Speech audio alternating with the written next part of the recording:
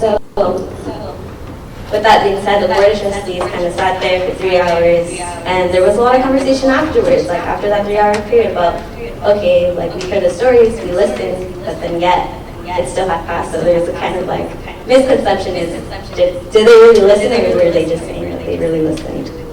So we want to make it clear that this was a president of the Board of Trustees decision, not President Vanya's decision. She couldn't take a stance on if she agrees or disagrees with this statement just because of her position that she's in and where she's at in terms of Board of Trustees.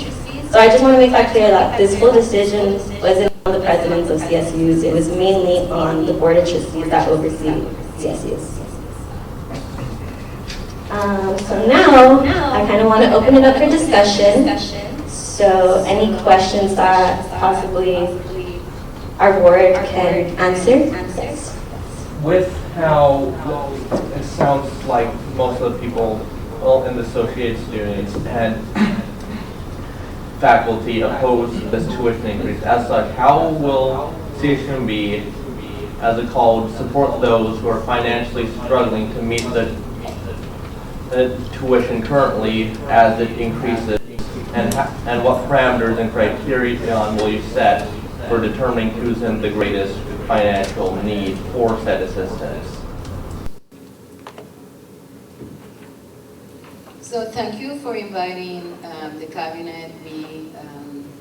I think that we first want to say that we did listen to the 3 hours, and we do listen to you every day.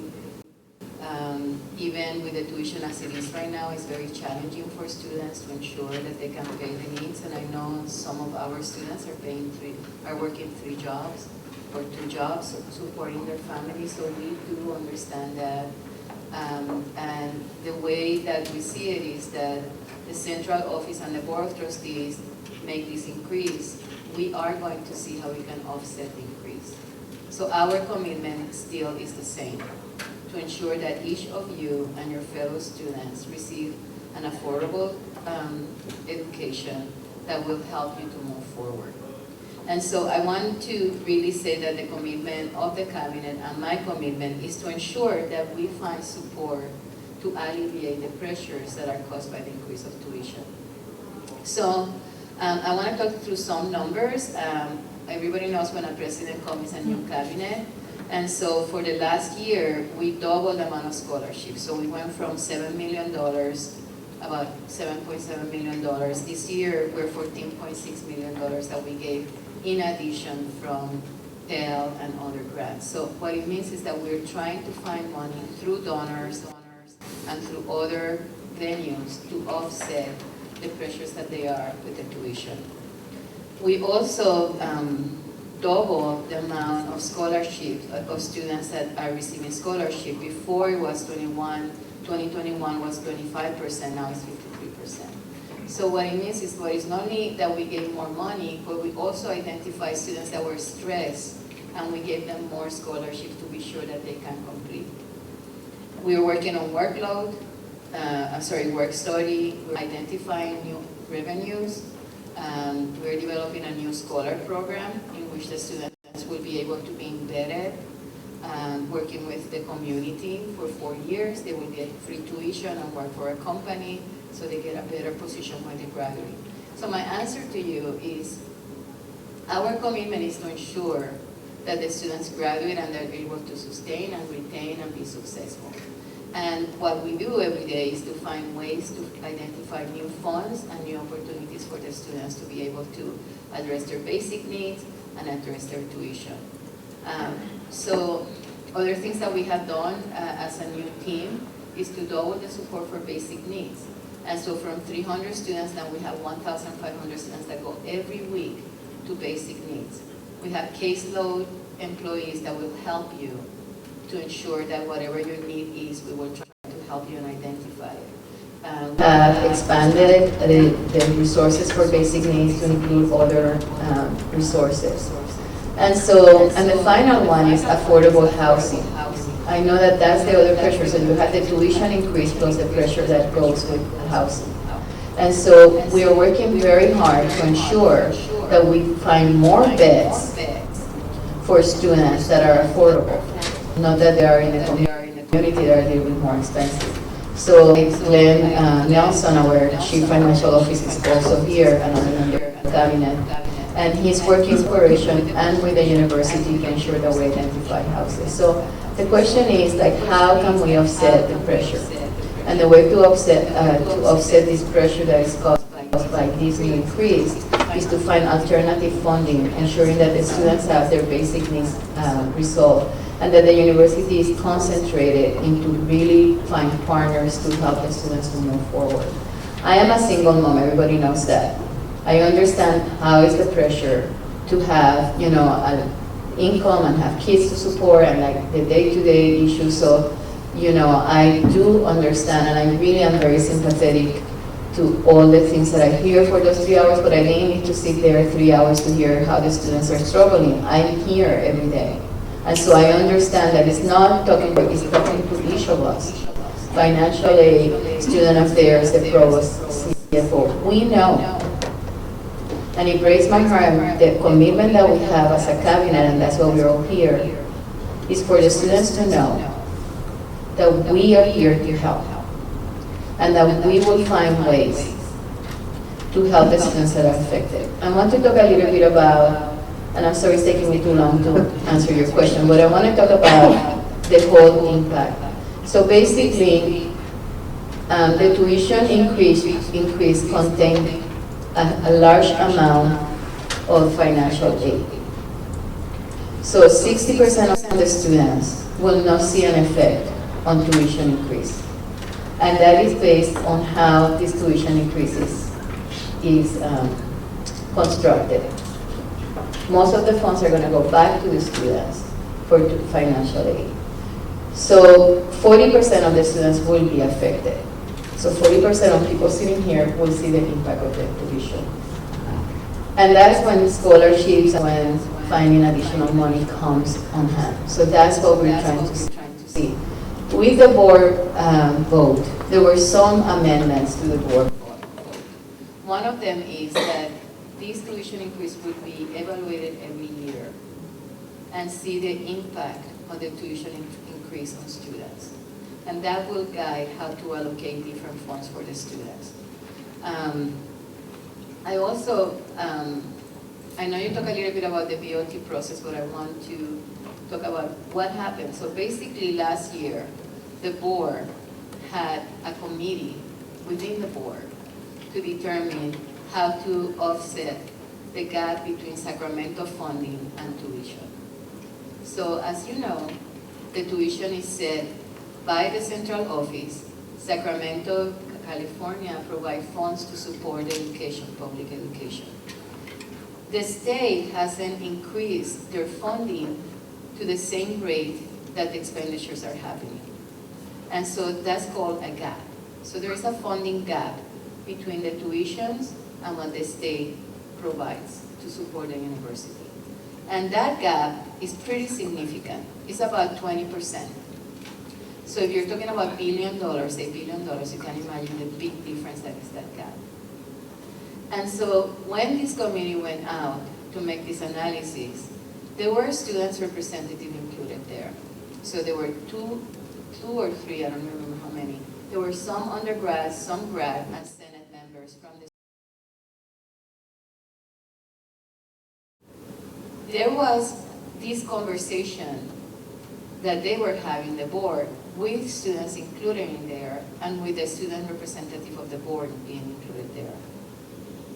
Now, as Anna explained, decisions from the board are not at the president level. I don't know if you guys have ever seen a board meeting, but all the presidents sit on the back. We don't talk, we just listen. That's basically the board is the board, the presidents are there just to be members, kind of the board, but we're not participants. And so this decision from the board was based on this study, analysis study that was made last year. Sacramento is not gonna give more money, and there haven't been a tuition increase for more than 11 years. So I think that, I understand and I think that it's pretty important that tuition increases shouldn't happen on the summer or early on the semester.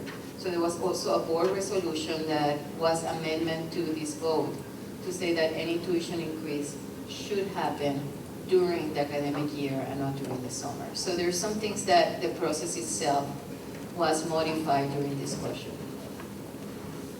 But to answer your question, even though I went all over the place, and I'm sorry it took me so long.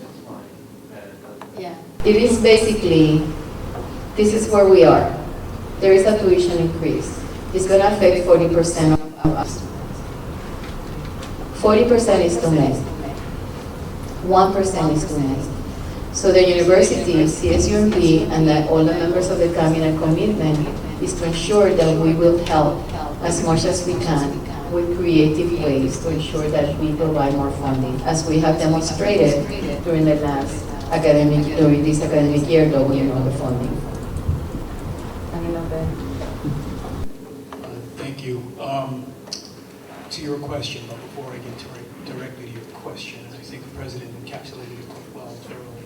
I do want to begin by saying thank you, Hannah, thank you, student leaders, for taking the initiative to have this open forum at all. It's really important, and I really appreciate it. I'm sorry Katie's not here, but I appreciate that leadership. That's really important, especially talking about substantive issues like this. I also want to say that in no time, ever, in the history of higher education, for any student, is a tuition increase palatable, ever. Having said that, we also recognize the realities of an economy where the cost of the pencil goes up 3% every year.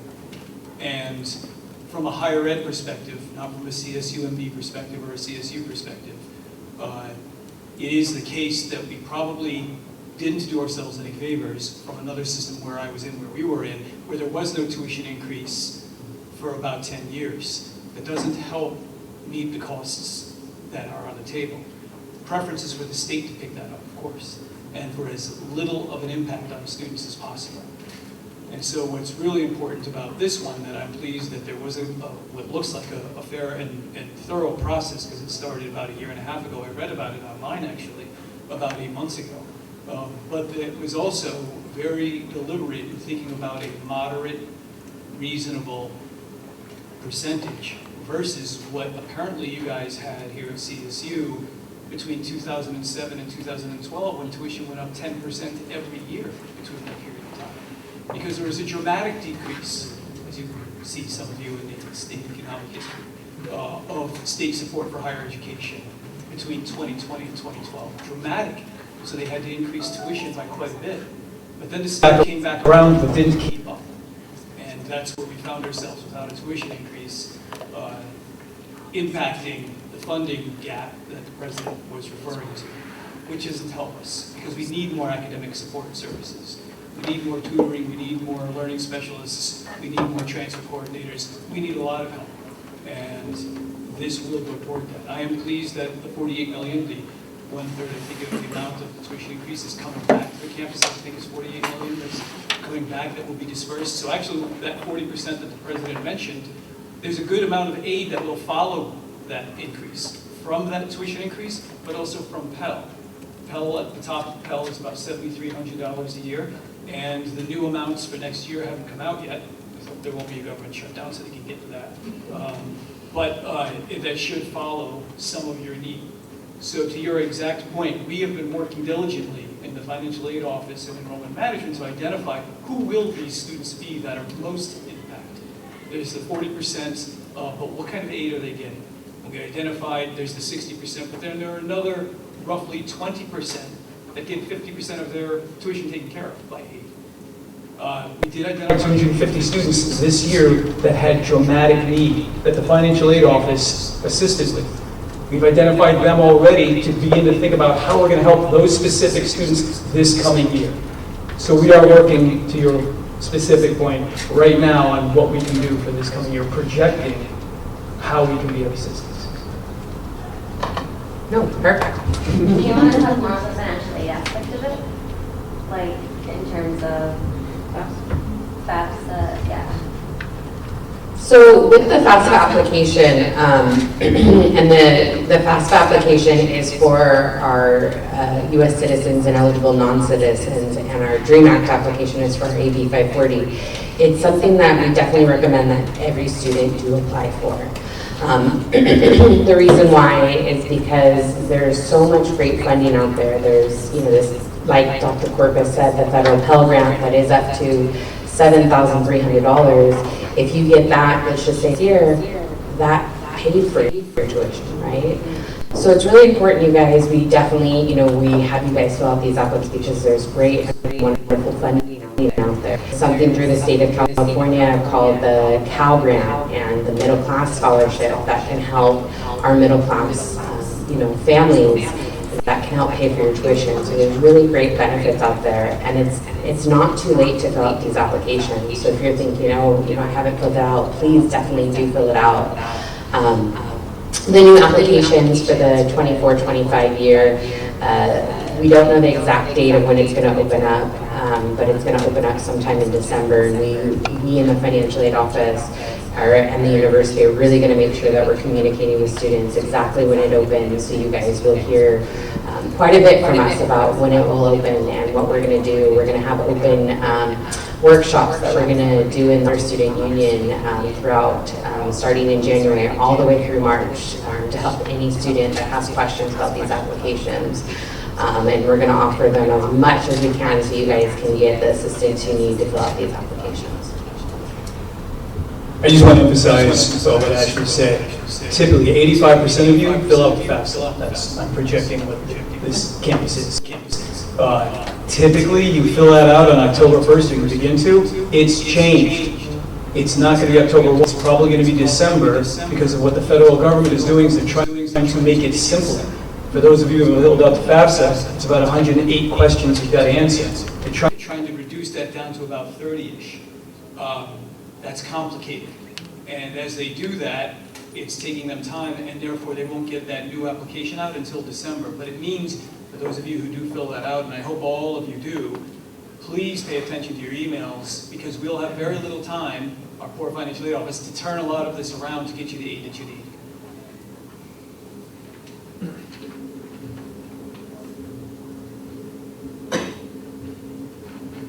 Well, thank you for speaking on that. And I know she answered your question, but I saw a hand over here. No? Okay, Robin.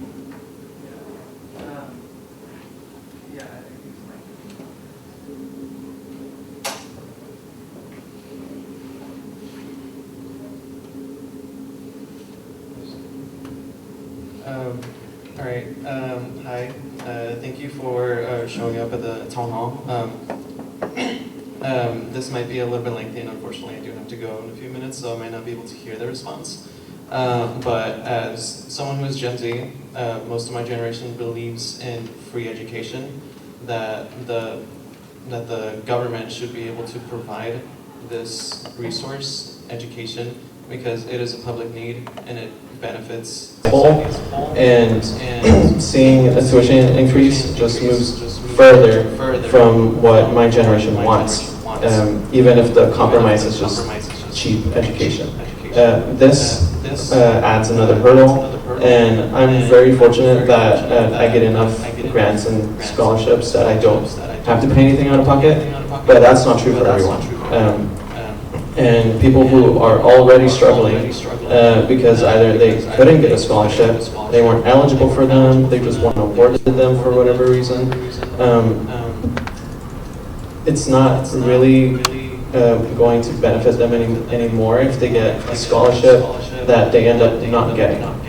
Because unless everyone in that 40% that is supposedly, that only for 40% are going to be affected, unless all 40% of those students get a scholarship or a grant that helps cover it, it's not going to be very beneficial that there's going to be more scholarships if everyone doesn't get them.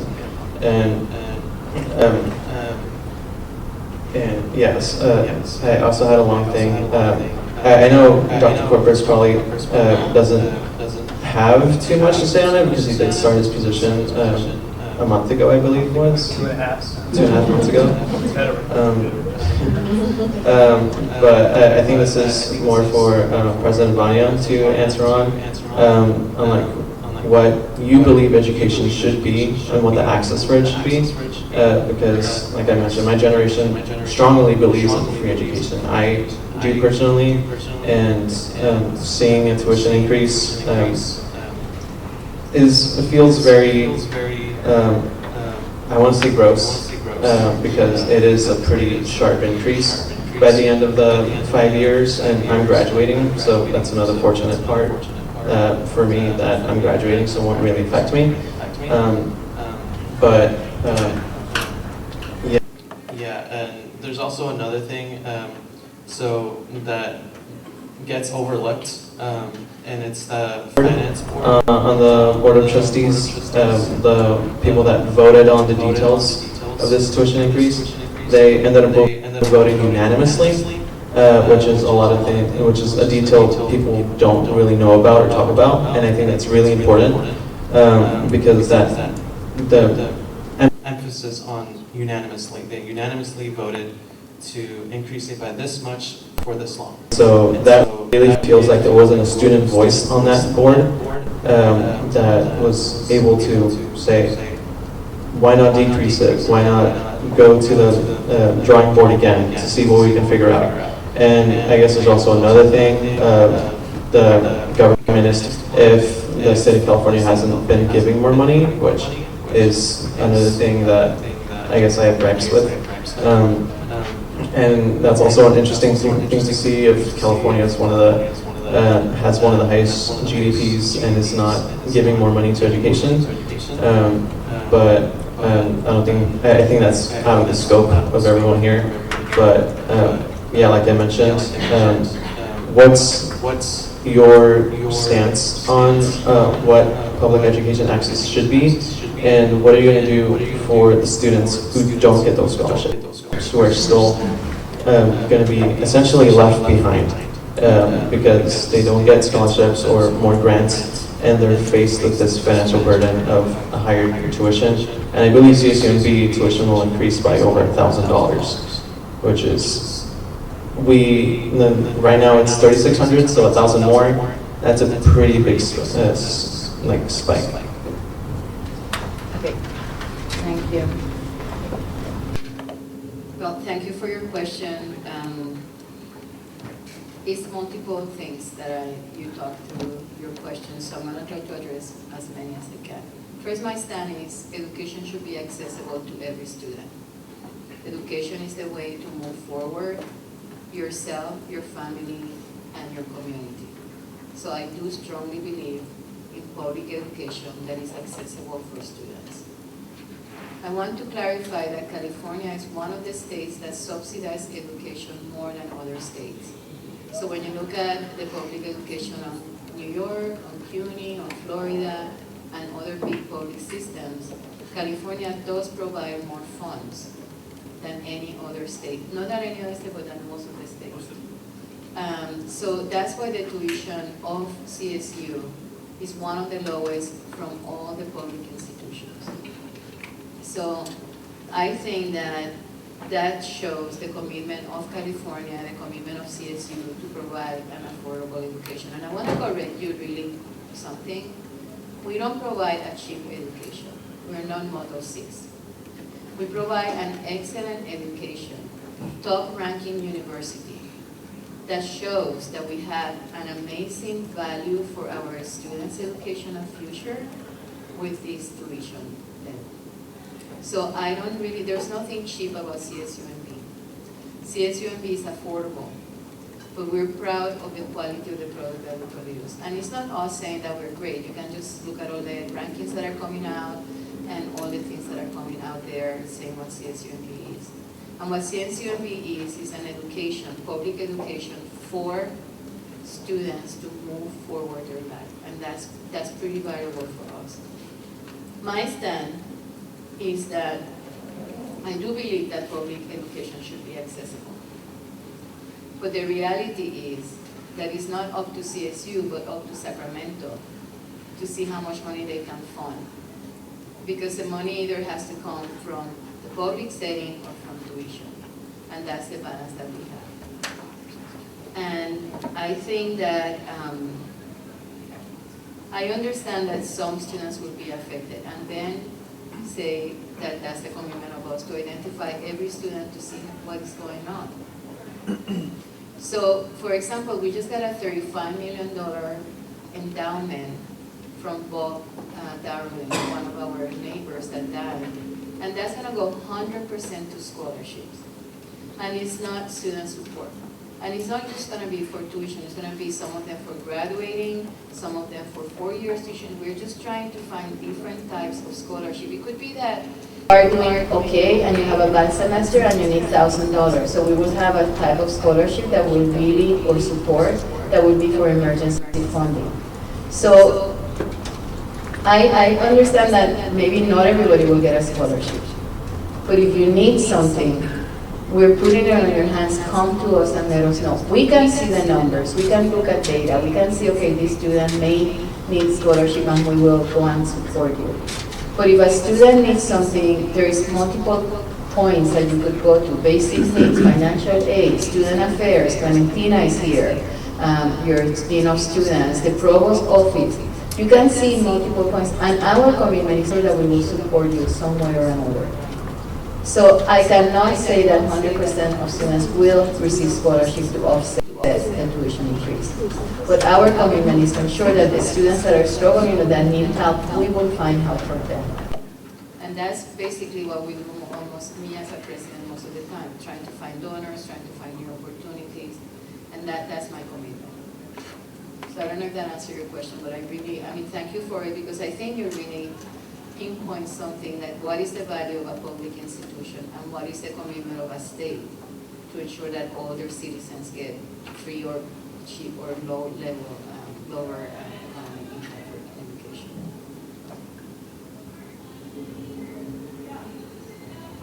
I just want to emphasize, like, the value of higher education is so important. I mean, we're here because we want to make a difference for our future. We're here because we want to make change in some big or little way, in whatever way that we kind of take our education. So it's important that we kind of put our money where we kind of want to go, in a way. We can say that. CSU, ever since the beginning, kind of had the purpose of being affordable, being for the students, being open to any and all, in a way, correct?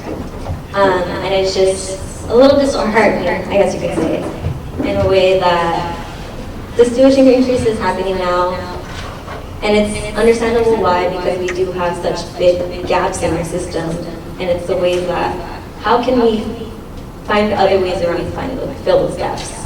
Is there anything more that we can do to fill those gaps other than making a tuition increase, or no?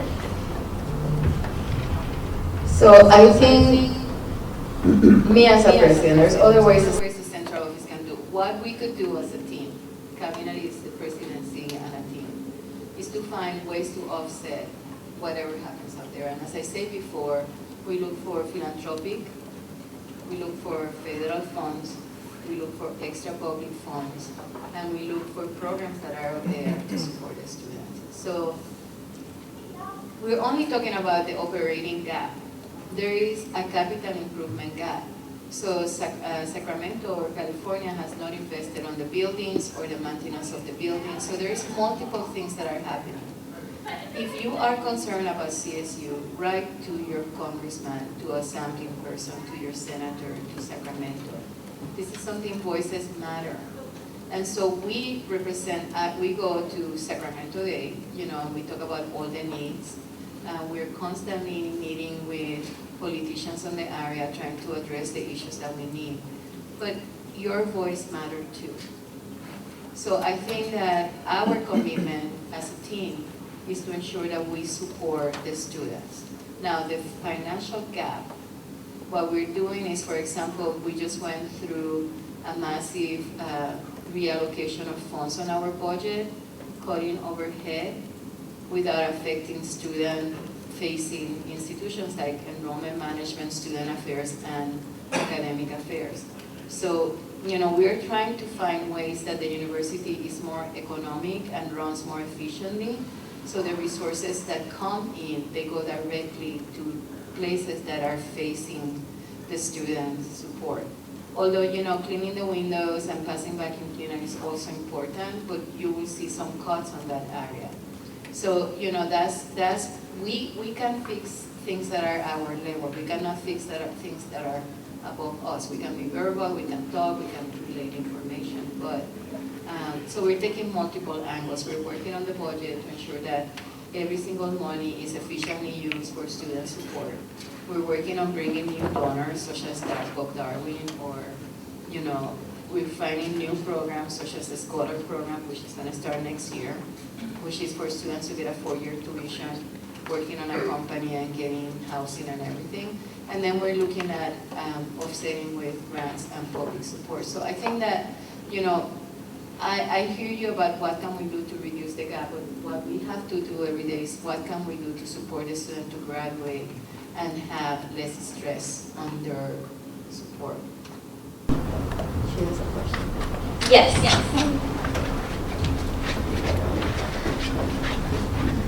Thank you so much for mentioning the importance of student voices and how you aim to amplify them. With that in mind, how do you aim to implement and amplify the voices of students when trying to allocate these funds? If and when there is a tuition increase, how do we make sure that students, because we are now bearing this burden of an increase, how are we going to make sure that students are the allocation of these funds?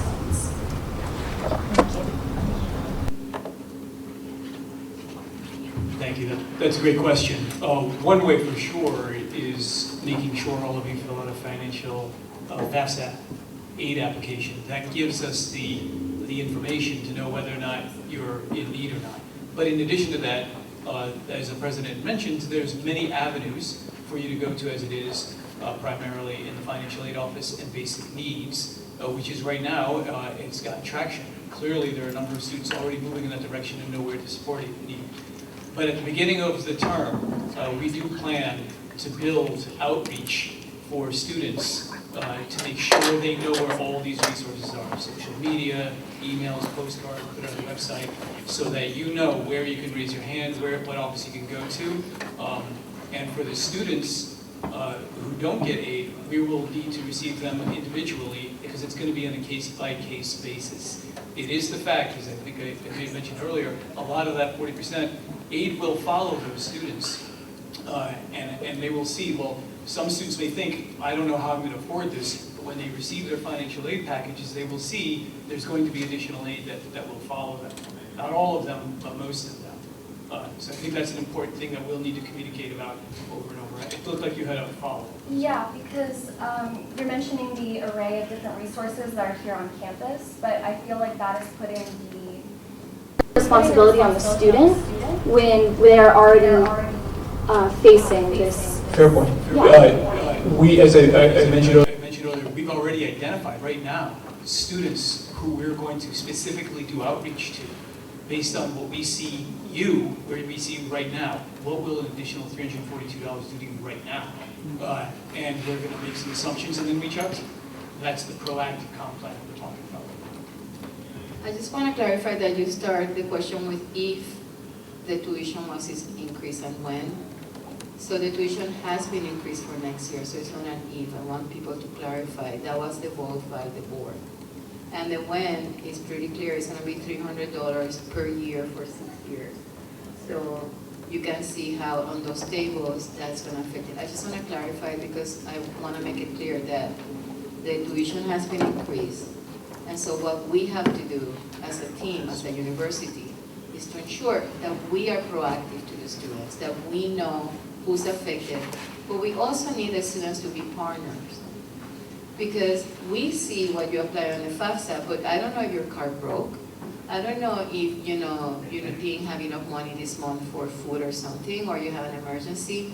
So it cannot all be the administration of the university seeking out. Students also have the responsibility to know where to go. Because you apply to FAFSA early, now in December, usually it's in November or October. Those are your situation at that time. It could be that further down the road you have an emergency. And that's when, I really want to clarify that. There is also responsibilities from the students that if you're struggling or you need help, you need to let us know. We will help. Question? Yeah, I have like 2 questions. My first question is like, why is tuition going up? And the follow-up question to what, sorry I didn't get her name, but, I'm sorry? President Vanya. President Vanya, to what she was saying that students need to kind of reach out and talk to financial aid when they're having struggles, as if their car broke down or anything. I mean, I've had that happen to me before, and I reached out to financial aid, and they didn't really help me. So I'm just saying, like, would you guys really help, or are you guys just saying? So for the second part of that question, we try to help as much as we can. There is a limited amount of resources. An example for this year, I think there was $35,000 in student emergency money. There was far more demand for that than we had those resources. There has been a great deal of effort on the Vice President for Advancement and the President in raising more money, as was indicated earlier. We don't have enough, but we don't want you to stop asking. We don't want you to stop communicating. It is incumbent upon you, as if you will, citizens of this community and responsible for yourself, to raise your hand and advocate for yourself where possible. Where we're not able to help all the time, it's unfortunate, but we're going to do the best we can, and we do help thousands of students. And I'm very proud of the work that they do. I just wish there was more resources. By the way, Robin did leave, and there was a point I did want to clarify. This state actually, and it has been mentioned, has invested enormous amounts in education in the last recent years. You got to keep in mind that the community colleges in this state, there are I think 116 of them. There are 1.5 million students in that system. They got the bulk of the funding because of the volume and because of the needs. And some of you are coming from those institutions, and it was very affordable because the state is providing. They provide more for the community colleges, it's just a statement of fact, than they do for the CSUs and the UCs. Not to mention K through 12. There's been immense investments there as well. I think this is an educationally focused state comparatively, for sure. It's just our volume is so high and our needs are so diverse. Your first question was why the tuition was increased. Yes. And so I addressed earlier that there is a gap between tuition revenue and state funding. And so that gap is about 20% of the overall budget of CSU. Everybody knows that salaries and resources and inflation, like it's more expensive to get the electricity on the building, it's more expensive to, do all the services that we do. So there is a steady increase on expenditures on our university to provide support to the students. And so there is a gap between those two aspects of it. And that's where the tuition increase needed to be increased. Unlike 11 years ago that the tuition was increased 15%, like a big bump, they decided to do it more gradual. So people have a prediction on what the tuition would be per year, so it's not a surprise. A couple of years ago was like there was this increase and people didn't for next year, and it was hard for a lot of students. So I think they tried to do it more gradual and more transparent on the tuition increase. But as I said before, is either the state has to give more money or the tuition has to go up. And even with this tuition increase, we still have a $93 million gap. So there's still a gap that the state either needs to fund or we need to do something. So I mean, it's not that the increase will cover the whole operation cost of the university. There's still a gap for the whole system. Yeah.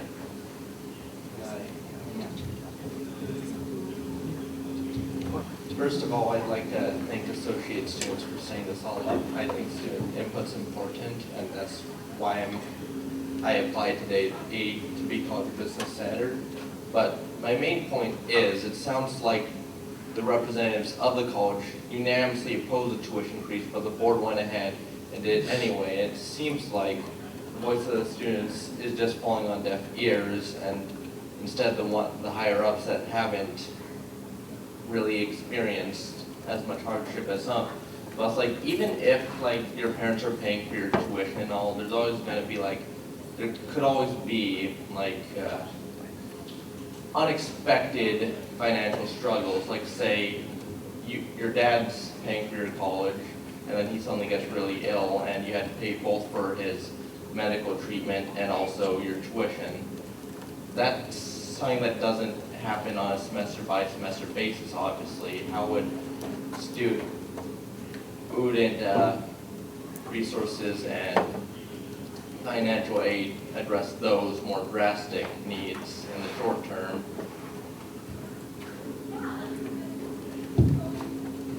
So I'm going to talk about student representation on the board, and then it's going to talk about emergency funding. So I want to reiterate the process. So basically, there were student representatives on each of the committees that were talking about the financial plan for the university. There is board members, there's 2 board members out of the 15 votes, 15, yeah, out of the 23 or 24 representatives of the board, there's 2 students representatives there. So their voices are not, most of the voices are there and they hear them. And so I want to clarify that there is an involvement of students throughout the process of the board.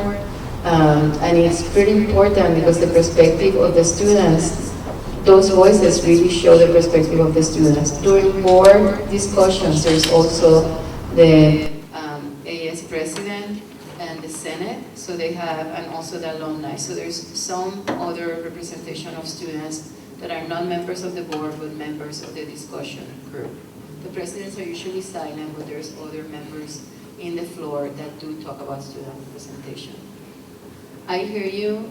I think the board heard you. I think everybody understands how difficult this is. This was a difficult vote for the board, and this is a difficult message for us to be here, sitting here talking about that you need to pay more for something that is your right.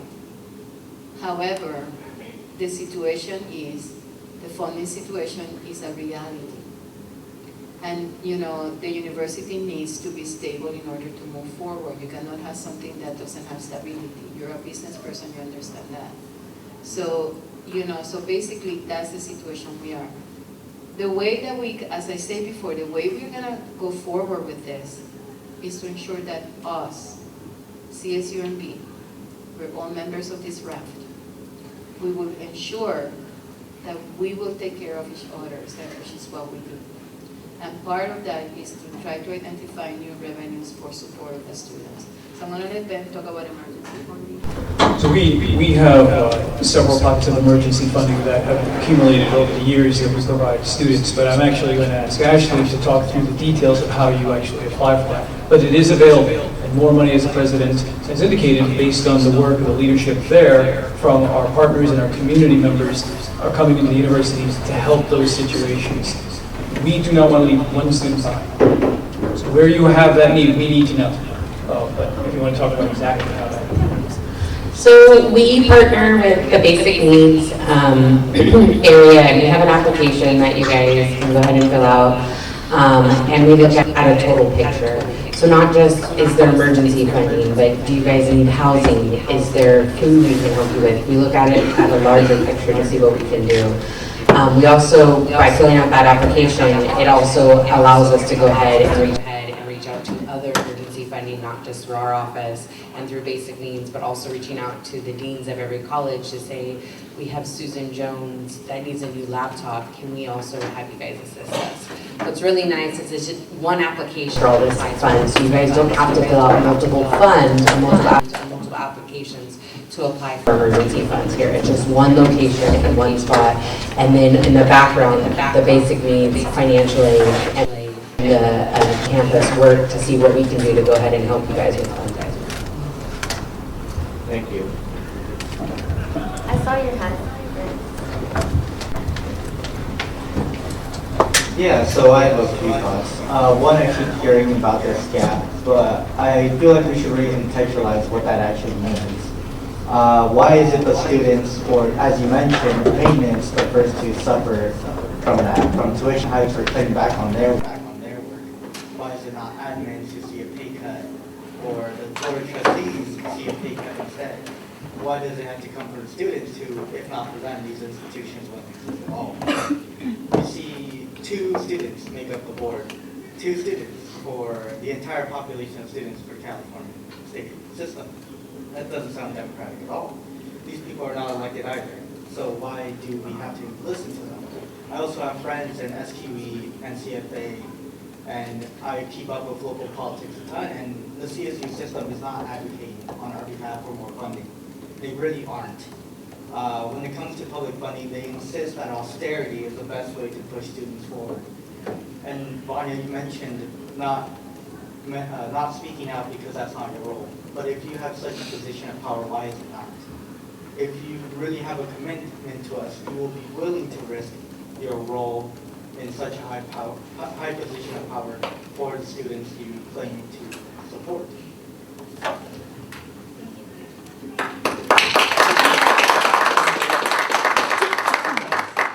So thank you for your question. I just want to go through some things. So 2 students out of 23, that shows the percentage of commitment on the board. This is something that is on the bylaws of the institution, and that's something that is rectified by the Sacramento and by other public places. I don't claim that I support students. I do support students every day. I do look at what are really their needs. For example, basic needs, I took most of our flush funds on the president's office. And last year I gave everything to basic needs. So I think that I want to really state, and I really don't have to use words, you can see my actions in terms of my commitment to every single student here. So the word claim is kind of, just want to rectify that aspect of it. I understand that there is many people that say that CSUMB does not advocate, that the administration doesn't advocate in Sacramento or advocate for increases of funding. And just want to rectify that constantly, and you can see, you know, my actions, always talking to public officers, elected officers, to ensure that they know our needs, to ensure that they know what is needed for here. We have a system in California that is different than other systems in the US. We have the UCs that are directly allocating budgets directly from the budget of of Sacramento, so their allocation is different. And then we have the community colleges that are supported by each of the county, directly by them. And then you have the CSUs, which provide a lot of students, for almost 500,000 students, and they have to advocate year after year on funding. So our voices to Sacramento are very loud. And there is a lot of things that are public and a lot of things behind the door, but there's always conversations on what is the need for CSUs. So I think that I want to educate people on what a board is. A board has rules and they have orders. A president cannot stand up and say, hey, shut up or do this and that. So I think that, you know, I think that we are in a university and I have to educate you, educate the system to understand the board has very specific parliamentarian rules. And so a lot of our communication with the board members is behind the door saying like this is going to affect the students or this is happening or not. So I hear you. I hear what you're saying, but I just want to re-emphasize that, you know, our commitment is to ensure that the students are successful, and our commitment is to ensure that CSUMB is successful, and our commitment is to ensure that the university provides the services that are needed. And so when the budget doesn't come, we find the money, and that's basically what I do every single day, finding money to ensure that the students move forward.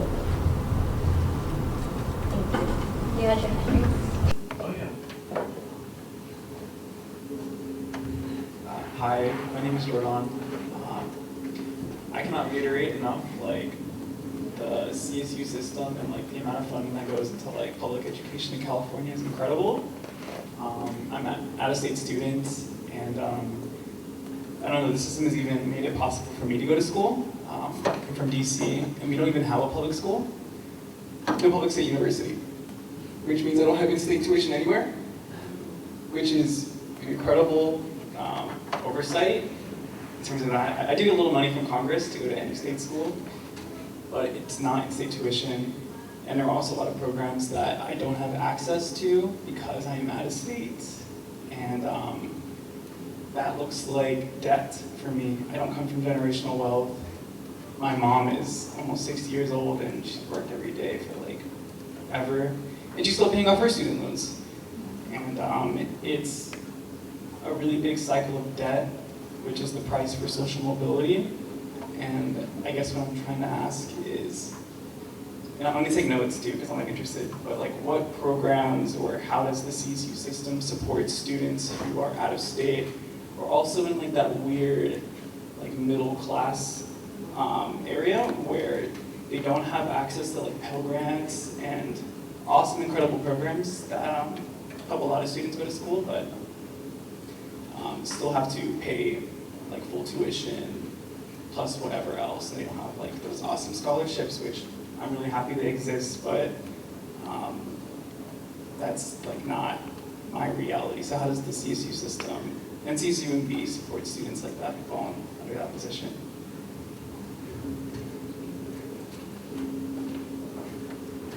So for our CSU scholarship application, it is not based on whether you're an in-state student or not. So that's definitely something that I highly recommend all students to fill out, and that's actually going to open up October 1st. And what's very unique about our university and our scholarships compared to other ones is it's one application is applying for over 65 different scholarships here at CSU. And we give you from October 1st all the way through March 2nd. And what's really great is we actually partner with our writing center that if you guys ever need help with writing your essay or someone reviewing it, they're always willing to help do that too. And this scholarship, for this past year, do we have any HCOM students in here? Human Communications. We gave out $15,000 per student for some of the scholarships. They range from 15 all the way down to 5,000. So we give out quite a bit of scholarships, and like I said, that is not an in-state or out-of-state. Also, we have a list of scholarships on our website that we offer to students where donors will come to us and say, hey, we have this wonderful scholarship. What I do, because I am in charge of scholarships here at CSUMB, I go through and vet the scholarships to make sure that they will match our students, and we put them on our website. So if you guys ever have questions, or if you guys ever want to say, hey Ashley, can I have a list of scholarships? I'm always here to send you guys a great list of scholarships out there that can help assist you. Also, we have something called the CSU Trustee Scholarship that's going to open up in February. What I do is I reach out to all the deans on campus to go ahead and make sure that we're notifying you guys of these scholarships. Recently our student, she was a liberal studies major. We get to select one student every year for this scholarship from the CSU. And what happens is you guys get to go ahead and compete against the other CSU students. 2 years ago, we had our student, and I apologize, I think his name was Spencer. He was our first student that actually went to the higher level and almost won the CSU Trustee Scholarship. It was great, and I'm getting goosebumps because it's so important and it's such a wonderful avenue. He got $10,000 in scholarships by just filling out one application. And I can't emphasize that enough, you guys. There are scholarships out there and we can help you. I can definitely send you guys a list of any scholarships that you need. Or that you're looking, for more scholarships out there. Just also to reiterate, there's a percentage of students at every campus that are eligible for financial aid that don't fill out the FAFSA, and there is a lot of federal money left on the table at the end of the day. Please, even if you think you won't get any aid, please fill that out. Please fill it out. So I think that there is a new type of scholarship that is coming, Bob Darwin, which I said before is a $35 million endowment. So we will have a lot of new scholarships coming out with new aims. We also have aiming to increase the work-study numbers. So that's something that when you do the FAFSA, financial aid will see your need, and if you don't qualify for Pell or other things, you still qualify for the scholarships and also for some of the work-study aspects, opportunities. So I think I hear you. I mean, for example, New Jersey has a public system, but the tuition is $22,000 a year. That's Rutgers, in-state. And it went up to 23, I think, this year. So, you know, it is different public system. That's what I'm saying, that California does support the public structure, public education structure, more than other states. But they don't support it to 100% support. And so I understand that, you know, that this tuition will impact your future, and what I'm saying doesn't ease that impact, but the reality is that California is committed to the public education system. We can see it on their allocation of their budget. But if there is any student like you or any other student that you know, just please tell them, apply for the scholarships and apply for FAFSA. Because that's the only way that we can actually see what's going on.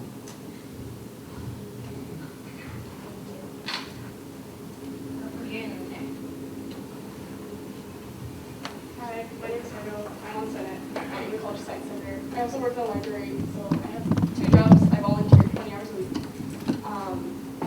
A year ago, I had to make housing payments. Housing payments come in 3 payments at the beginning of each semester. One of those payments hits before financial aid comes in. I was not making money at that point because all of my student jobs are during the academic year. I could not find a job for the summer.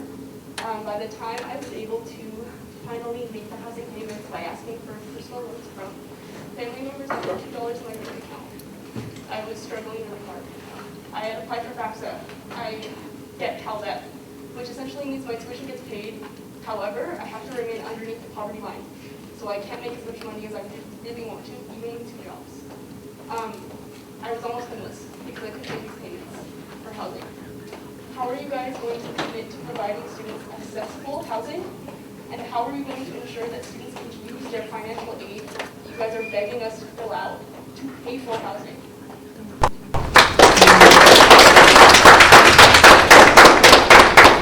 So thank you for that, and I really appreciate your commitment to the university. I will say that the billing situation that you partially was described to me by one of your fellow students, and then one of Ashley's staff people, 2 of them actually, about 2 weeks ago. And there's clearly we're going to have a very specific meeting, and I'm partnering with Glenn Nelson, A&F VP, because that's where bursts are and billing comes from, and also the corporation in terms of payments. So right now we're looking at payment plans that aren't just 3, but potentially 5. And the billing structure.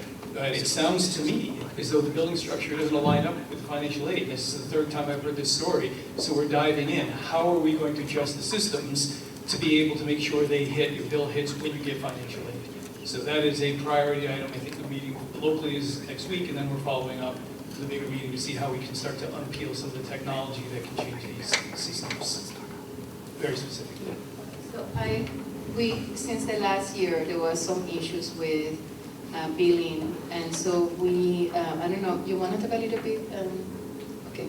So we are working very hard to ensure that we restructure the billing, that is more clear, that is more, instead of 3 payments, as Ben said, it would be more 5 payments, or we're trying to figure out how to ease the situation.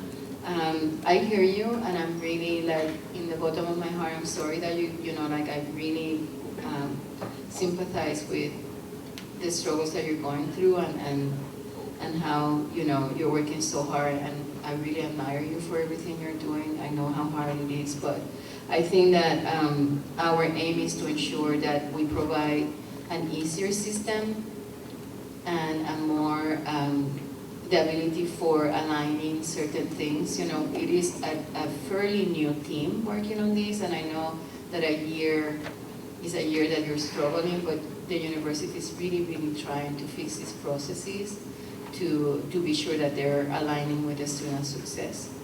And so hopefully we are in the process of implementing some of these changes, including a contract, including understanding of what the payment is, including how many payments you will get per year, And also our commitment is to increase the number of beds on the university, so we're working on how we're going to include another 1,000 dorm beds, because we understand that that's one of the needs, and it's pretty hard this area to get affordable housing. So we're trying to address this issue not only on the payment, but also the accessibility of housing for the students. So, you know, more changes will come. We will be very transparent on the process that we're going through. And I hope that, you know, this will ease a little bit of the issues with these 3 very high payments as to the annual fee.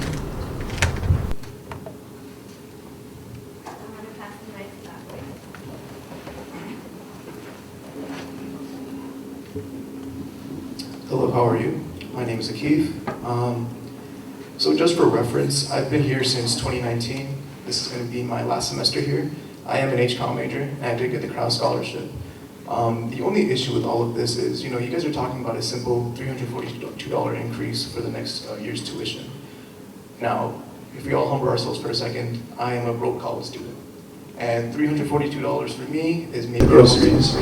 It's full insurance coverage for my car. And I've gotten in accidents here when going to college here, and it's not pretty. But the car looks ugly, and then the money comes out of my pocket. And the fact that you guys are saying that, you know, it's these small incremental increases, what's the scope looking like for that 30% increase in 28 to 29? Because this is the fact of the matter, even looking outside of the world of college.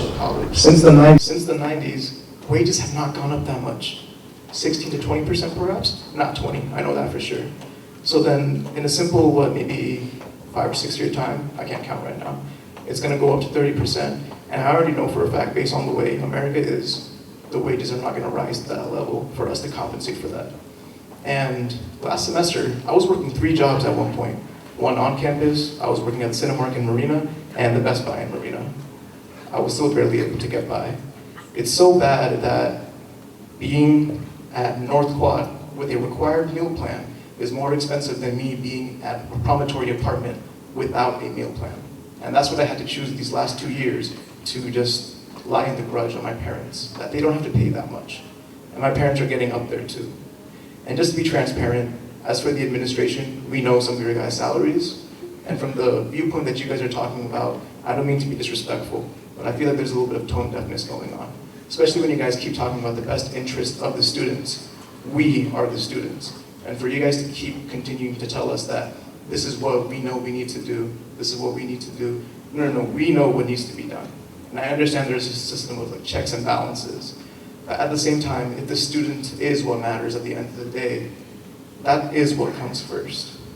But the way I see it, I feel like the CSU these last few years, as long as I've been existing, it works like a corporation. I'm from Los Angeles, and Cal State University Northridge has the same tuition compared to here. Actually, I think it's $200 less. I just looked it up. They serve 40,000 students. Right here, we're at measly 7,000 to 8,000 perhaps.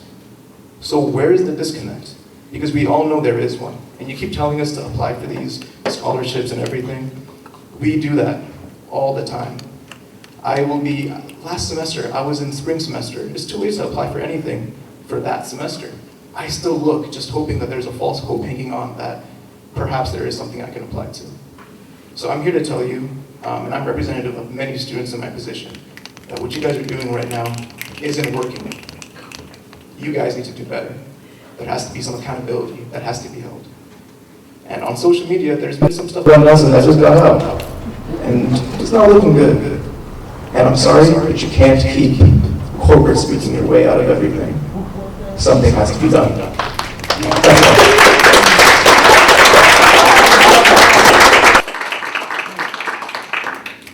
Amen.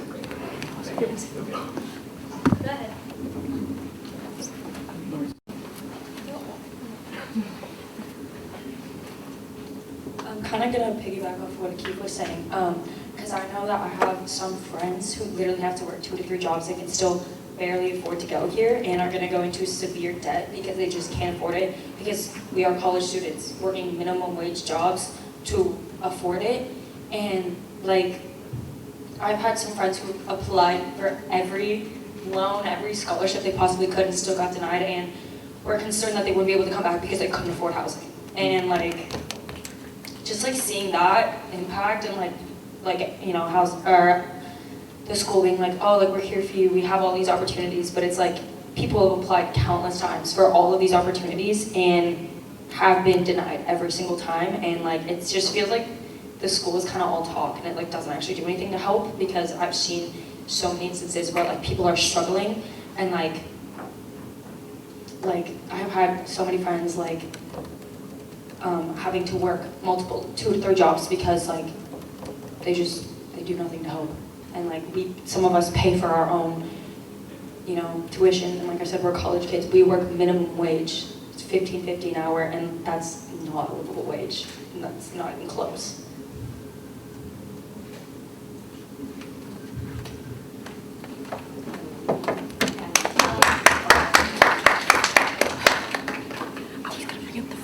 Hi, I'm a student at CSUMB. My name is Marley. I work here. I work for Chartwells as well as another place on campus. And right now, the the starting wage we're getting paid is $15.50. How are you guys planning on increasing student wages to make up for the tuition increase, as well as you know, just increasing the pay in general? Because I've been working here a couple years now, and we keep getting promises of raises every year, and I'm still getting paid $15.50. So how are you guys planning on making sure that students are getting what they're promised, as well as trying to help us with that gap, especially the students working for all of you?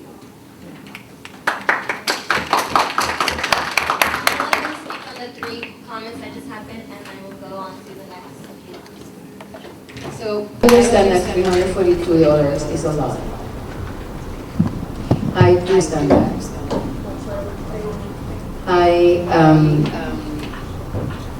Every single day, I'm trying to figure out where can I get money to help the students to ensure that they don't have to work 4 works or 3 works or 2 jobs. I understand that. So to make it very clear. And so my commitment is to get as many scholarships, because I cannot change Pell. I cannot change the tuition. I cannot change, you know, what you get as a Pell student or financial aid. I can get scholarships. Last year alone, I increased $7 million on scholarship. It was $7 million we were giving 14. We just got a major donation in terms of philanthropic work to continue to increase, not only to students that are, you know, to all the single students, not only to Pell students, but every single student to fit their need. So that's my commitment. That's what I'm looking for. So I'm not tone deaf that no, that $340 is a lot.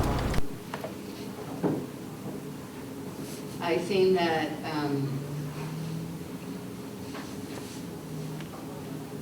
we are looking, and your question about minimum wage and commitment, what we could do is to enhance the support of the students, to enhance the basic needs support, to look at ways to support housing, to look at more alternative housing solutions, to look at the amount of, I keep saying scholarship, about the money that we can give back to the students. So that's what we're looking for, to ensure that we can offset the pressures that you're getting. I get that there is pressures there, that this is not a simple thing. $340 is your car insurance, as you say.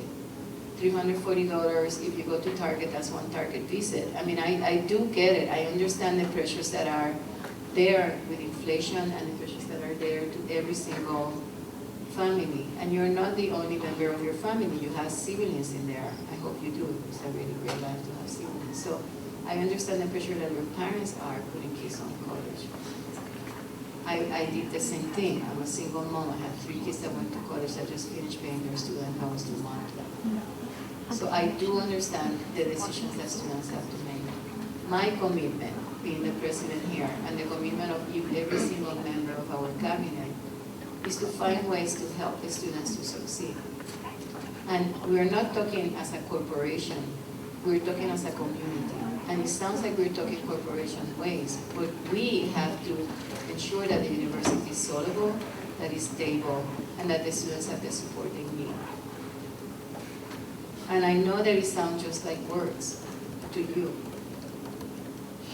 but this is our commitment, and this is why we work here. To ensure that you achieve your dream to graduate, and that you achieve the dream of your parents that you graduate, and to ensure that you have a better future through that education. So it may sound like it's corporate talk, and it may sound like we're just talking about how sustainable the university is. But through having a stable university that provides the supports that the students need, we're helping the students to graduate. And by bringing other funds, which is what the major responsibility of the president is, to ensure that we provide whatever gap is there in terms of services, in terms of student support, in terms of building, like that's why the library has a name. That's why this place is going to be renovated, building 12 through philanthropic work. So the commitment of the president is to ensure that we provide all the support, operational, student, and basic needs. And that's what we're working on. It sounds like we're just, talking about operational codes or this or that, or, the gap. That funding gap is a gap on what the tuition brings and what the public sector gives you on your support. That gap is important for us. Because if we're able to provide the support that is needed, then the student will get more student success support. And so I hear you, I hear the three people that talk, and I hear every single student. I do get it. So as I said before, our commitment is to ensure that we provide the support that we need to graduate. I'll go here because I saw your hand earlier. And then I'll go back.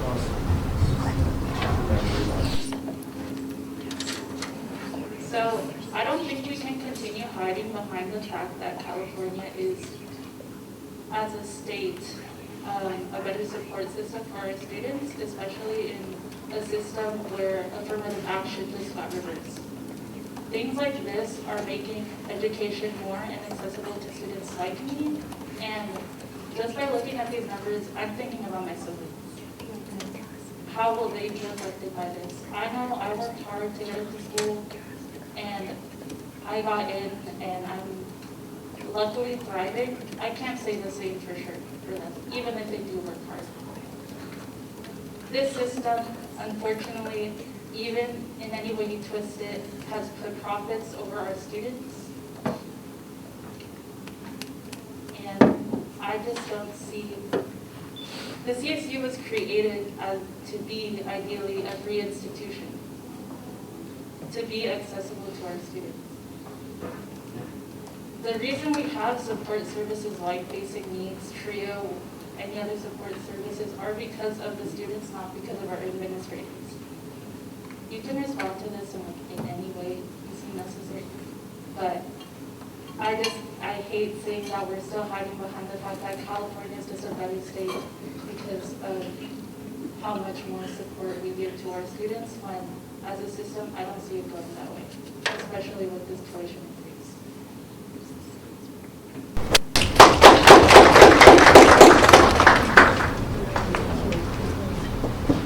We can go 3. So we'll go in you.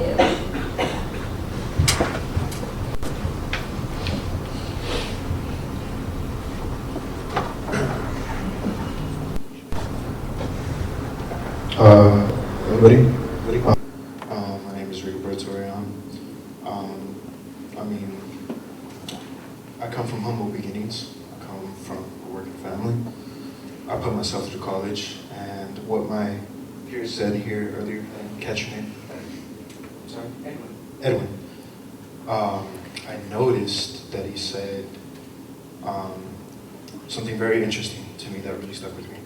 Also that you guys said that you guys were trying to help us achieve our dreams, which is kind of ironic, because if you really wanted to help us reach for the stars, why wouldn't you take the pay cut? why don't we just take the pay cut? It's $340. Like, it's gonna cover our auto insurance. It's gonna cover our fucking, like, sorry for the language, but like, it's gonna cover our monthly groceries, you know? Sorry for the language, I'm sorry. I know this is very professional, but pardon me for Some BS. But why wouldn't you take the pay cut? Like, take the pay cut. Like, you're telling me I can't graduate or I have to pay more out of my pocket just because you guys don't want to take the pay cut? I had to grind for this, you know, like, I'm literally like the 1% of my family that is coming to college. I'm the outlier. I didn't think I was gonna make it this far, if I'm being honest. I thought I was gonna get shot. I thought I was gonna die on the street. Isn't that crazy? And you're telling me you can't take a pay cut? For me, for us, for the community? Help us reach those stars, man. Don't just be on top, man. Be different. Do better.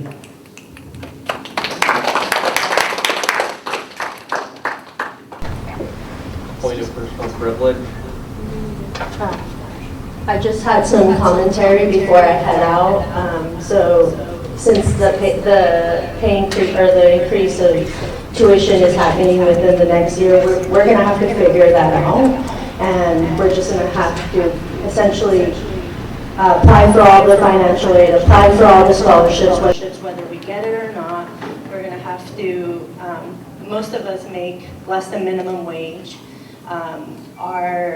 That 300 and whatever is not even 2 weeks worth of what we make, and our, you know, all of the expenses, we're gonna have to figure that out.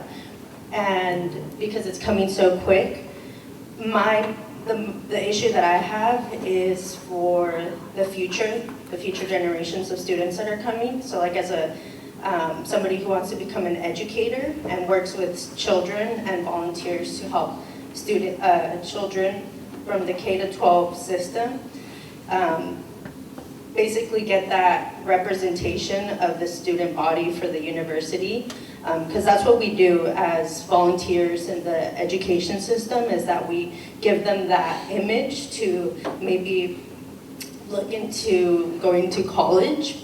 But a lot of those students that I help come from backgrounds such as myself, where there's maybe out of my own family, I'm the second one to go to school, and a lot of those people that I work with, sorry, it's very emotional because like I feel for them.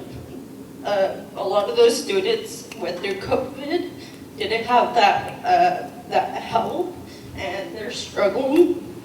So it's just like very heartbreaking to know that these students that are thinking, you know, maybe I should go to college because I have these people that are here helping me out, but then they think, man, I can't afford this, my parents can't afford it whatsoever, I have to get into debt, or whether, you know, I do get that financial aid, that financial aid is only going to cover, you know, a certain amount, then I have to pay more, and I just feel for those future generations. Like for me, whatever, I'm gonna have to work it out somehow, and it's gonna have to happen, or I might have to drop out, I don't know. The thing is that I feel more for the future generations, knowing that they come from nothing, maybe they're the first generation, and they're going to have to basically deal with it, and hopefully that they did get a scholarship, or hopefully that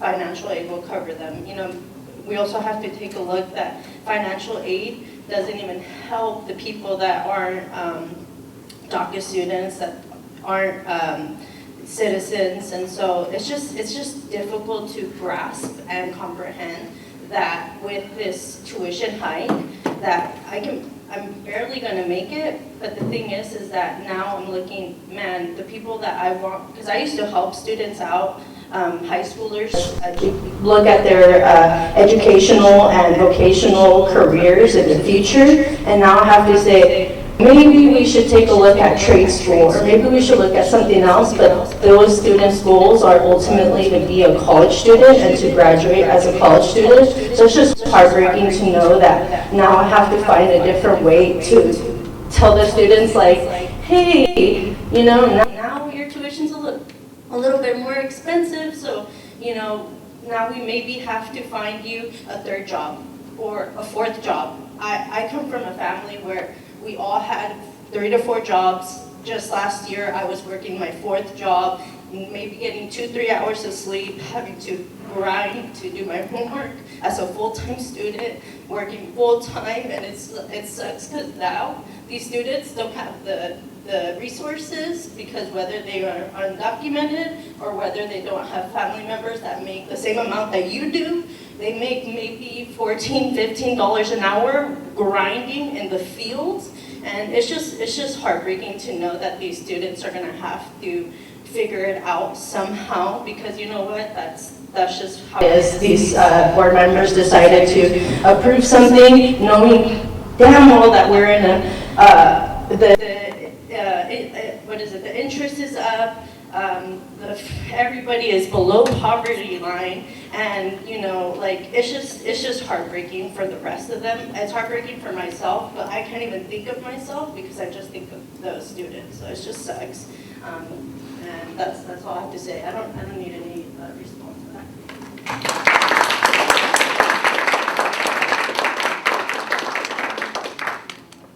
Angel, she had it right. All right.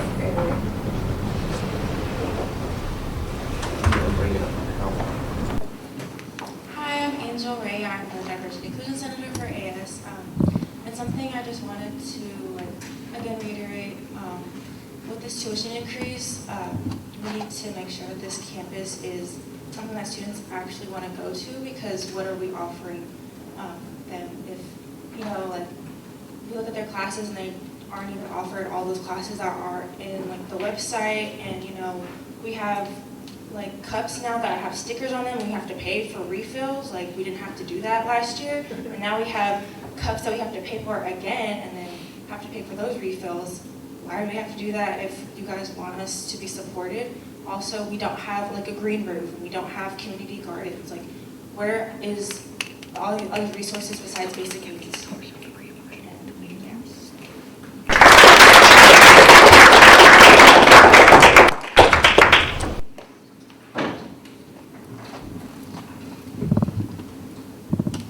Okay, hi. My name is Margie, and I'm a student from St. Louis, Missouri. So I'm probably not what most people in this room can relate to. Like, I'm coming from a different state and paying out-of-state tuition. I wanted to go to a school that's going to give me a reason to want to come like all the way over from Missouri. So the only reason why I've stayed is because of the faculty who have like made it worth it for me to stay.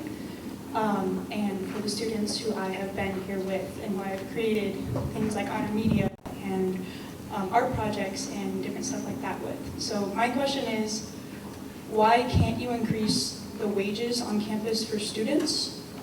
Because I feel like $15.50 just is not enough. I've worked student jobs on campus. I was an orientation leader.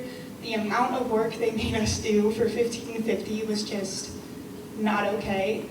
And why can't we pay our faculty more? That's my other thing. I am a student who has 2 parents who work so many hours just to be able to send me here. It's a privilege that I'm even allowed to be here. They're both teachers. They understand the plight of students, and they put in so much work after hours. Like, when I was a kid, I wouldn't even really see my parents unless it was summer because they were putting in so much work for students. And the faculty on campus have helped me through a lot of like issues with mental health. They have been there for me when other people haven't, when a lot of student organizations that are supposed to help me haven't.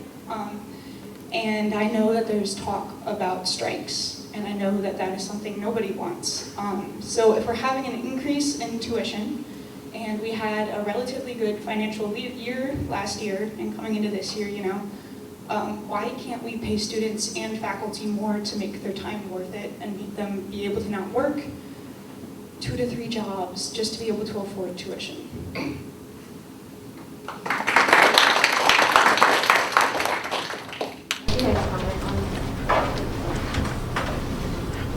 Yeah, a lot of powerful comments. I want to say, I know what you're going through. I was that Pell student.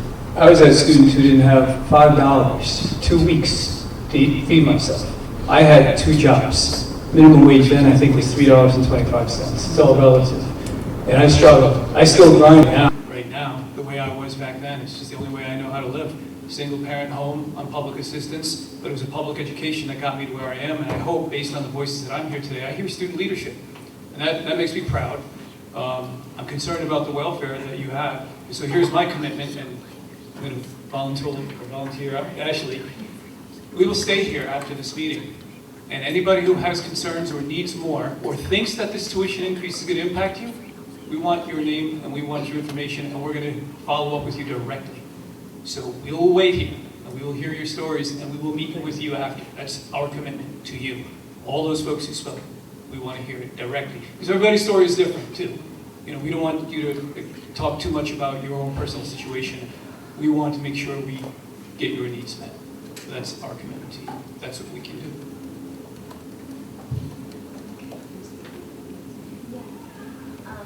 Before we go into next questions, I kind of want to bring up Anais Ruiz to talk about undocumented auditors and resources that they have to offer for you guys. Hi everyone. I'm glad that I'm able to share resources. I'm just not happy about the circumstances. So first of all, let me just open it up. I wrote it down a few things. If you guys don't know, we do have an Undocu Success Center. They have a lot of resources that might be able to set you in the right direction. If they can't, you have your peers from the Undocu Auditors and Allies Club to help you.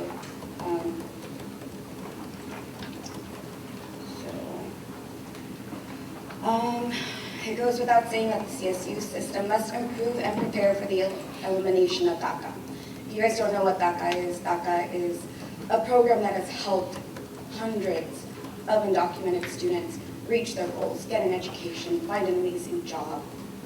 This program is coming to an end probably really soon. It's closed to incoming applicants. So the CSU system also has to prepare for an influx of completely undocumented students. What does that look like for our future? We don't know. So I'd really like for you guys to take that into consideration because you have the power.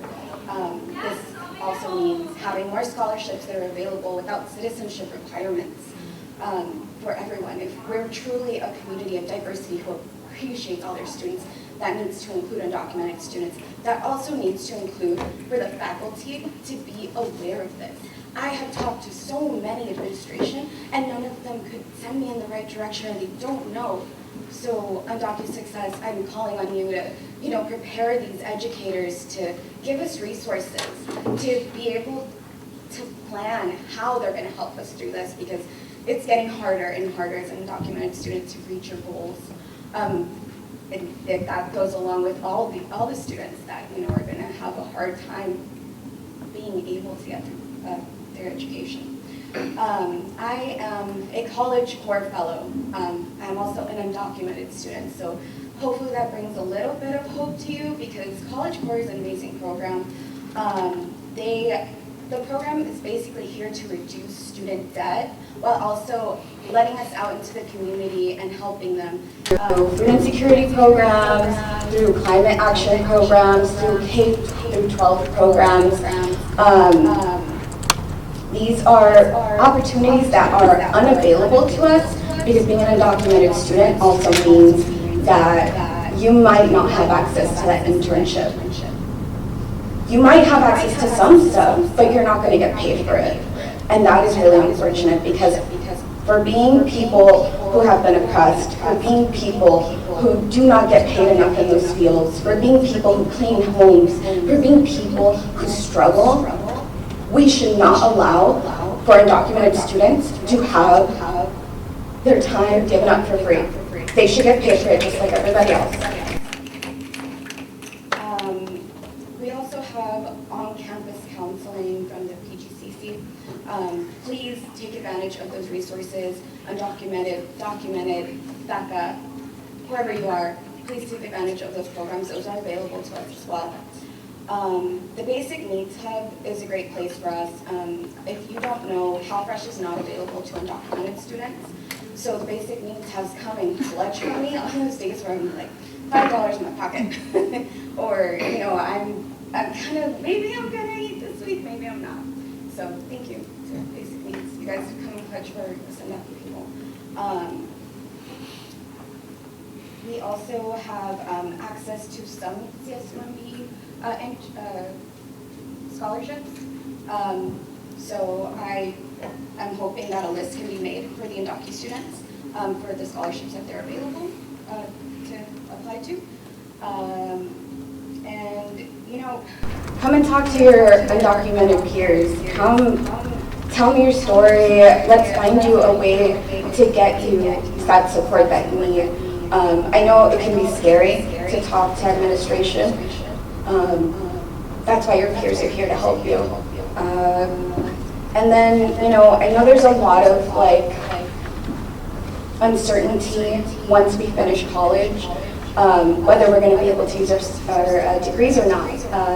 So the Undocu Otters Club is working on compiling a list for you guys to know what types of professional licenses are available to you.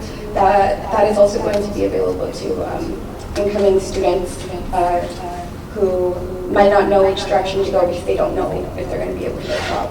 But yeah, balls in your court. I'm sure that Undocu students also fall under this. Robin, can you come up here and speak on basic needs resources? Hi everyone. Hi everyone, I'm Robin Ducanto. My pronouns are she, her. I'm the Basic Needs Program Coordinator. I am so happy to see so many of you here today and just want to validate your experiences. I am CSUMB alumni. I started in 2008 when the economy crashed, and 4 weeks into school my parents told me, you have to come home, we can't afford for you to go to school anymore. And I said, no way, that's not happening, I love it here. And I did the same as many of you. I worked 2 and 3 jobs. I was an RA. And I made it work. It was hard. I have yet to go back to school because I was so burnt out. I'm one of the very few folks in our division that does not have a master's degree. And all of that to say that the education here is important and you all are important. So who has been to the Basic Needs Hub? Oh my gosh, I love that. That's the first group I've ever been to that everyone knows, so thank goodness. But other resources that you may not know about other than the hub, today was Produce Truck Day. You heard that really loud screeching. That was our students and service learners taking all the produce back to the hub for you. So after this, please come over. We get specialty items a lot today. We're giving out whole boxes of Go-Gurt. I know that seems so simple, but you know, just those quick calories that we always talk about. Emergency fund, that's a whole nother form of fund that we can help with. It is not the solution. It is $500 an academic year, but it can help you in a pinch. Additional housing funds, additional meal plan support funds, dining commons vouchers.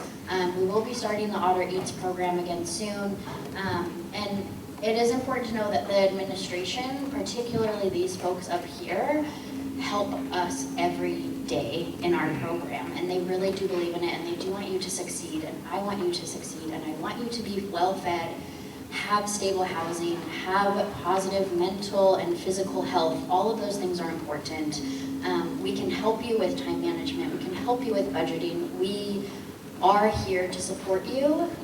Our case manager is also CSUMB alumni, so she is here to help you. We will help you navigate financial aid forms. Amy, our case manager, works directly with Ashlie, so we really, really want everyone to succeed. I don't ever want to hear again that any otter is hungry, doesn't have food, doesn't have an outfit for an interview, anything like that. I want you all to know that you are supported here. And if you have questions, please come to the hub, come talk with me. I'm really bad at email right now because I spent all my days running around getting donations and food for the hub. But we really are here for you, and I'm so glad that all of you know about our resources, but keep those other pieces in mind, and we will work really hard to get through this together. Hi everyone, I'm Jessica Lopez. I am one of the counselors at the Personal Growth and Counseling Center, also known as the PGCC. And I want to also acknowledge I'm a CSU alum as well. I'm a UC alum, and those public schools did allow me to be here, and that's why I continue to work here at a state institution. It's important to me. I see my kids eventually going to state education or state institution, so I appreciate all of you.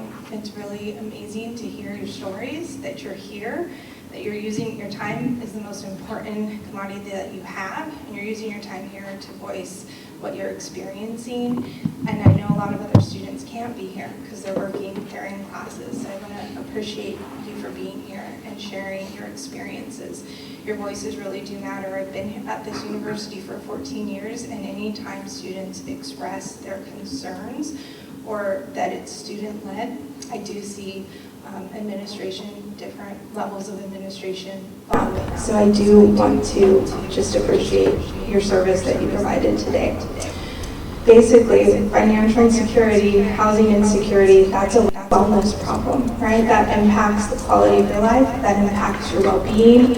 And while similar to what Robin said, that we are not a long-term solution for those things, we can assist you if there is stress related to these increases, to come up with some strategies to kind of cope and manage this anticipation of change and stress. We have professional helpers available to listen, to suggest strategies, ideas, to connect with campus partners, to connect with off-campus partners, but to really be there as a listening space. And as much as we can, advocate on your behalf. We do have different committees on campus. We have a care team committee. We have a mental health and wellness working group that our president formed in the spring. So it's our goal as faculty and staff to listen to what you're saying, and we also advocate on your behalf. So I just really, again, encourage you to come see us. We have drop-in hours Monday through Thursday from 1 to 4 p.m. if you just want to drop in. We're also at the Hub on Thursdays from 11 to 1. We have Let's Talk locations. We're over in college support programs. We're in the library. So if you don't really want to get over to our office or schedule something, just drop in and chat with one of our therapists or our counselors, and we would love to connect with you. Thank you, everyone.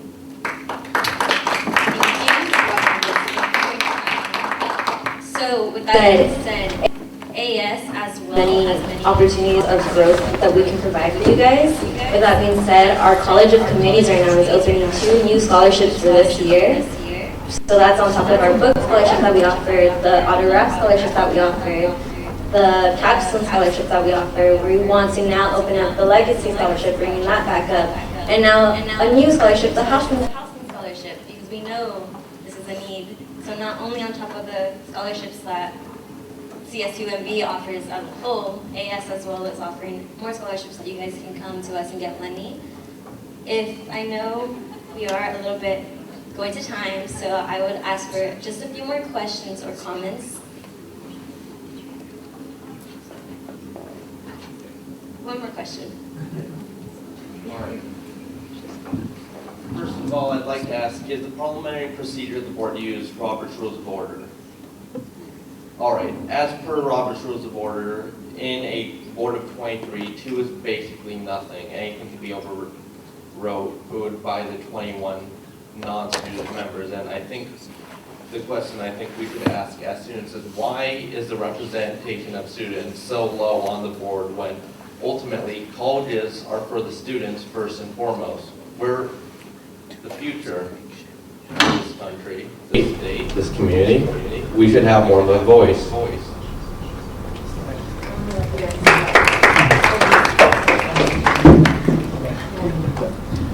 Okay. I just want to, as I said before, we're here to support you. We hear you. We we'll continue to monitor the situation and ensure that the impact of this tuition will, we will address the impact of tuition to the students that are highly impacted. I want to thank AS for making this forum. I really, if you see us around, talk to us, let us know. We are here to support you. I want to thank Ben and Ashlie for staying and to continue to talk to you. But this is a journey, and I know that we can foresee some of the impact, but we really don't know it.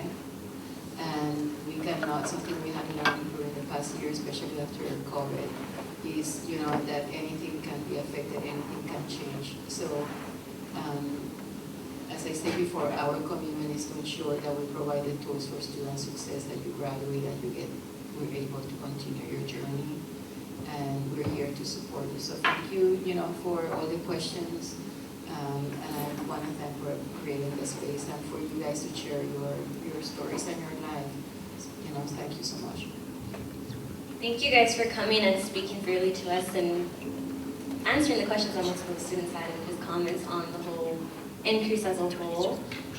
With that being said, I just want you guys to emphasize and just use the resources that as Monterey Bay offers. There's a lot of resources, but a lot of it is kind of hidden, so just kind of asking for help, just a simple call away. Hopefully the financial office can direct you right away to the specific scholarship that you're looking for.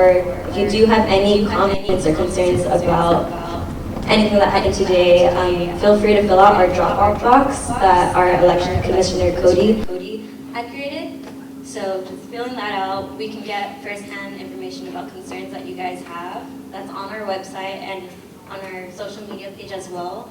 And we can ask those questions to the administration when we get the chance to meet with them, because a lot of time our President Katie, who is down the back, is able to have these open conversations with them and just bring up these issues first and foremost, rather than going through a whole kind of system of like, oh, go to this person, go to this person, go to this person. So I want to direct students directly to us and to them, going to their open office hours that they have on Thursdays from 10 to 11 office hours at the president's office, or just coming in the AS office and coming into our senators and our executive officers' office hours as well, just to answer questions and get more help, because we're here and we want to help you, and we just want to put all our support for the students and try to get through this increase together. And as otters, we wrapped up.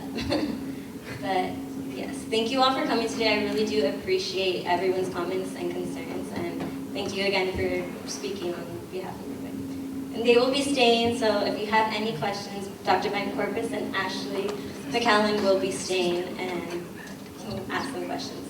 Or if they have any needs. Or if any needs or questions. Yes,